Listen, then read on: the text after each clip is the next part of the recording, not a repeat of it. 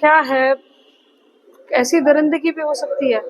आज जो बच्ची के साथ हुआ, मैं उससे मिलने के लिए यहाँ पर आई हूँ और मुझे लगता है कि ऐसा व्यक्ति एक दरिंदा ही होगा जिसको माँ के गोद में खेलने वाली बच्ची में जिस तरह से उसने किया है, कहीं से भी उसको माफ नहीं किया जा सकता। मानवता किस हद तक पहुंच चुकी है कि 10 महीने की बच्ची के साथ ऐसा कर दिया, मतलब कमाल ही हो गया। साथ में पड़ोस में रह रहा है, पहले से उसको खिलाया करता था, पहले अपने माँ बाप के बीच में उसने विश्वास जताया, जब विश्वास बन गया और देखा कि उसके घर में मेहमान आए हुए हैं तो उसको अपने घर में लेकर गया। वो तो बच्ची चिल्लाई तो उनको पता चला, तो पेरेंट्स वहां पर भागे और उसको बचाया, उसको बचाने का काम किया।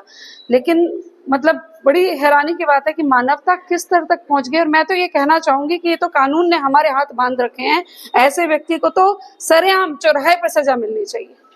जिसको एक छोटी बच्ची में एक औरत दिखाई दे रही है, उससे खराब बात क्या हो सकती है। हम कहाँ पर पहुंच रहे हैं, हैरानी वाली बात है। बच्ची में भी जिसको इस तरह से दिखाई दे रहा है, मैं तो खुद माँ हूँ, मेरे को इतना ज्यादा अंदर से महसूस हो रहा है उस बच्ची को जब मैंने देखा है। मैं खुद स्त्री हूँ, तो आप ये देखिए कि मेरी भावनाएं इस समय किस प्रकार की होंगी। क्या कहेंगे, किस तरह की सजा ऐसे केसेस में मिलनी चाहिए दरिंदों?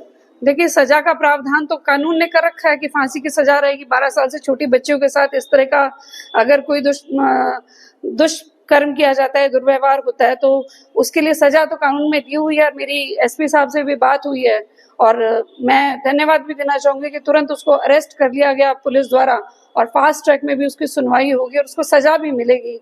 लेकिन कहीं ना कहीं आज के समय में मुझे लगता है समाज को भी सोचना चाहिए। कहीं ना कहीं हमने अपने जब लड़कियों को समझाते हैं तो हमें लड़कों को भी समझाने की जरूरत है। एक 50-55 साल का व्यक्ति अगर इस तरह का काम कर रहा है तो मुझे नहीं लगता कि समाज किस तरफ जा रहा है। कोई सुनवाई नहीं?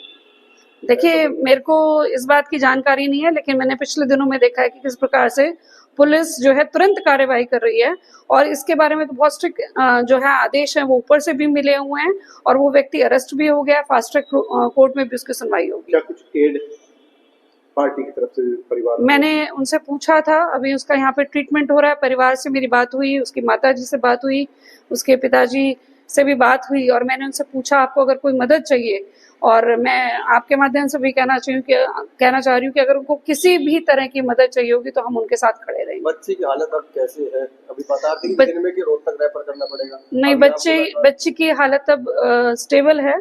उसका मुझे डॉक्टर साहब ने बताया कि अभी जो उसका हीमोग्लोबिन है पहले से ही कम था, तो थोड़ा सा उस वजह से इशू लग रहा होगा, लेकिन अभी मुझे बताया गया कि उसकी हालत स्टेबल है, अभी सो रही है। स्टेबल बताइए हालत।